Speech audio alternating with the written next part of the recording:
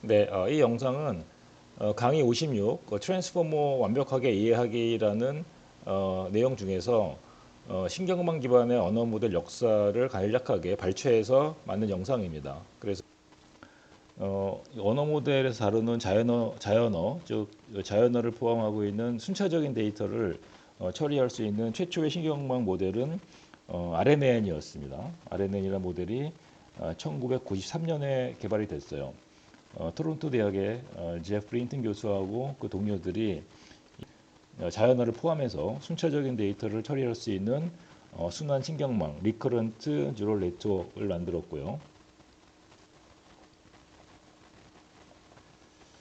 근데 이때 리커런트 뉴럴 네트워크는 사실은 최초의 순차적인 데이터를 다루는 신경망이긴 했지만, 보시는 것처럼 이렇게 되어 있습니다.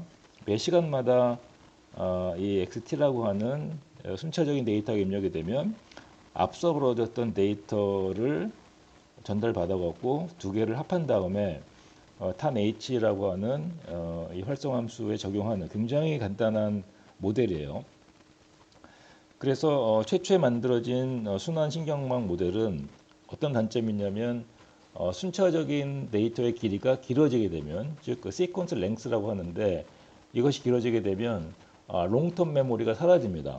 롱텀 메모리라는 건 뭐냐면 굉장히 앞서서 입력됐던 데이터가 뒤로 지날수록 점점 그 데이터에 대한 정보값이 사라지는 것을 말해요.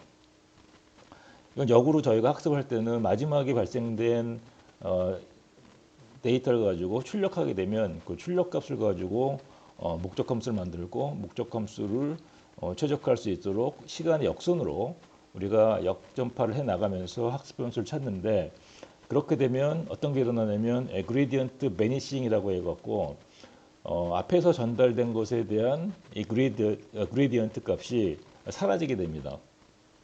그래서 학습이 안 되면서 학습이 안 된다는 얘기는 정확도가 떨어진다는 얘기가 되겠죠.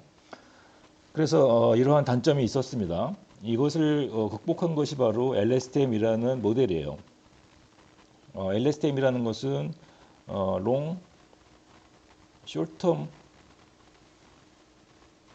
Memory라는 뜻인데요. 그래서 오래된 기억 또는 단기 기억을 모두 취급할 수 있는 모델이다라는 뜻입니다. LSTM 모델은 독일의 요한스 케플러 린츠 대학이라고 하는 곳에서 개발이 됐는데, 여기에 유어겐 슈미스 후보라는 교수하고 그다음에 셉 호치라이터라고 하는 지도 학생이 만들어낸 모델이에요.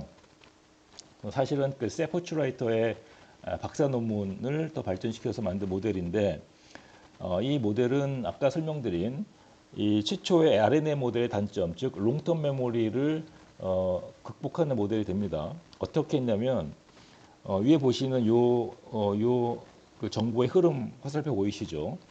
이게 바로 정보 그 롱텀 메모리를 살려내는 기능을 합니다. 그래서 앞에서 벌어졌던 정보가 가치가 있다라고 하게 되면 지속적으로 일종의 바이페이스 같은 것으로 전달시켜 줌으로 해갖고 롱텀 메모리의 단점을, 롱텀 메모리 사라지는 단점을 해결한 것이죠.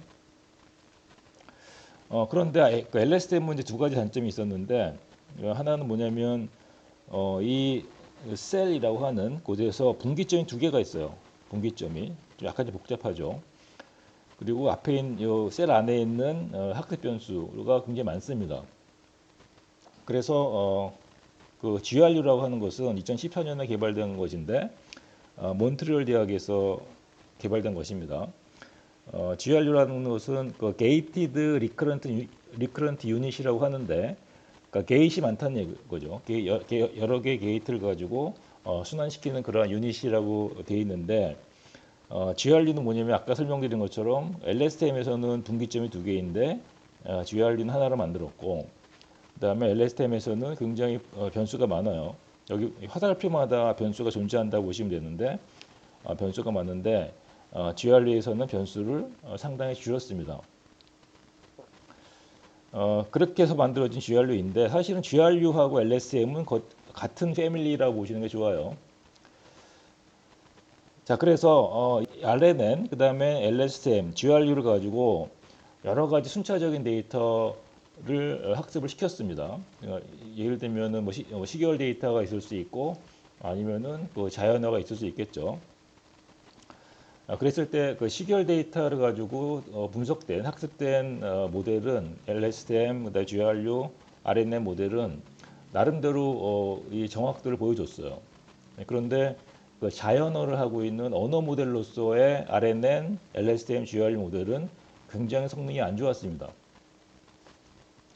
자, 그러다가 2014년에 시퀀스 투 시퀀스라는 모델이 개발이 됐어요. 구글에서 개발한 것인데 이거는 뭐냐면 LSTM이라는 순환신경망을 써서 어떻게 구조를 만들었냐면 이 전반부에는 저희가 인코더라고 하는 모델을 썼고요. 인코더라는 게 있고 그러니까 전반부 시퀀스인 거죠.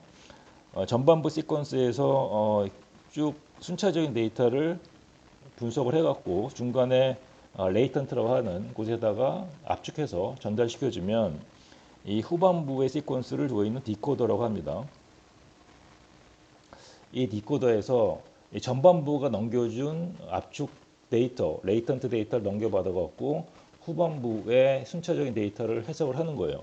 그래서 기본적으로 인코더, 디코더라고 세션을 나누고 앞부분에 있는 인코더 시퀀스가 앞부분에 있는 데이터를 처리하게 되면 이것을 뒷부분으로 레이턴트라고 하는 압축된 정보로 넘겨주게 되면 디코더의 시퀀스가 그것을 해석을 하는 그런 모델을 만들었는데 이 시퀀스 시퀀스 모델이 사실은 나름 역사적인 발명이었습니다. 왜냐하면 이 순환신경망으로 여러 가지 언어 모델로 시도를 해봤지만 그렇게 성능이 좋지 않았다가 이 시퀀스 시퀀스 모델이 만들어지면서 언어 모델로서 레벨업된 신경망 모델이 생기게 된 것이죠. 그런데 언어라고 하는 것은 그 자연어라고 하는 것은 이 순서하고 그다음에 그 단어 간의 관련성을 분석하는 게 중요하다고 말씀드렸었죠. 그래서 2014년에는 스탠포드 대학에서 만든 게 뭐냐면 이 시퀀스 시퀀스라는 구조는 굉장히 좋긴 한데 언어라는 것을 다루는 언어 모델이니까 이 언어 간의 연관성을 더욱 강조하자라는 것이었어요. 그것이 바로 with attention이라는 개념이죠. 그래서 무슨 얘기냐면 후반부에 나오는 언어하고 이 전반부에 나오는 언어가 이 관련성이 있다면 이 관련성을 정량적으로 계산해 갖고 관련성에다가 일종의 웨이트를 더 추가하자. 그렇게 되면 더 정확해지지 않을까라는 것이 시퀀스 투 시퀀스 with attention이라는 모델입니다.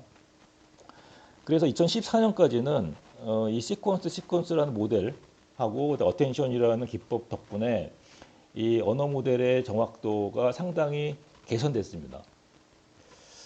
자, 그러다가 2017년에 저희가 이제 이 과정에서 배우고자 하는 그 트랜스포머라는 것이 등장을 했죠. 이 구글이 만든 그 트랜스포머라는 모델은 기본적인 구조는 앞에서 만들어졌던 인코더 디코더 구조를 따왔어요. 그래서 언어라고 하는 것이 그러니까 언어 모델의 목적이 챗봇인 경우에는 질문하게 되면 답변을 하고 그 다음에 기계 번역기인 경우에는 뭐 소스 랭귀지가 있으면 타겟 랭귀지로 번역해주는 이런 기능을 하는 것이 언어 모델이다 보니까 기본적인 구조는 인코더 디코더가 맞다라고 해서 트랜스포머도 앞부분에 인코더가 있고요. 이게 인코더가 되겠죠. 뒷부분에 디코더가 있습니다. 그래서 트랜스포머도 인코더와 디코더라는 기본적인 구조는 가져간다라는 것이고 나중에 설명드리겠지만 트랜스포머는 여러 가지 혁신적인 아이디어가 있었는데 예를 들면 어텐션이라고 하는 거 이 각각에 대해서 이 자체적인 어텐션을 구하고 그 다음에 위치 지정이라고 해갖고 이 포지셔널 인코딩이라는 기법.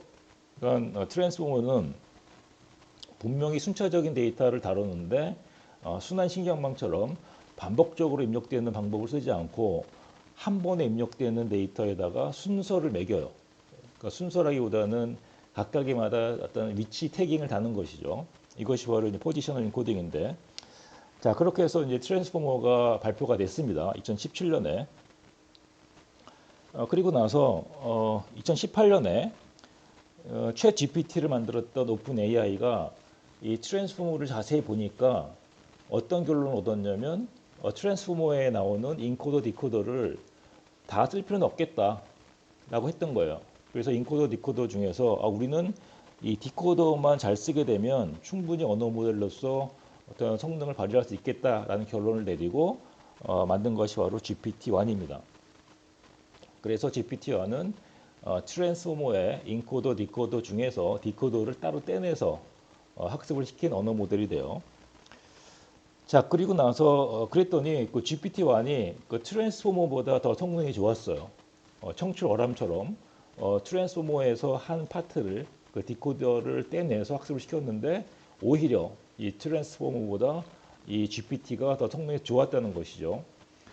이걸 보고 나서 구글이 약간 좀 자존심이 상했겠죠. 왜냐하면 혁신적인 언어 모델이라고 하는 그 트랜스포머를 만들어낸 것은 우리인데 이걸 가지고 꿀을 빤 것은 오픈 AI이기 때문에 오픈 AI가 만들어낸 GPT 모델이 더 성능이 좋으니까 약간 좀 배가 아팠거나 아니면 자존심이 상했을 것 같습니다. 그래서 이 오픈 AI라고 하는 것들 고스란히 따라할 수는 없고, 또 구글이 했던 건 뭐냐면 그래 우리 그러면 인코더만 따로 떼자. 우리는 인코더만 따로 떼내 갖고 학습을 시켜보자라고 했던 것이 바로 버트라는 모델이에요. 이 버트라는 모델인데 지금 생각해 보면 지금 현재 상황을 가지고 결론적으로 결정을 내리면 이 버트라는 그러니까 트랜스포머의 인코더로 만든 버트보다는 이 트랜스포머의 디코더로 만든 GPT라는 것이 더 언어 모델이 적당하다라는 결론이죠.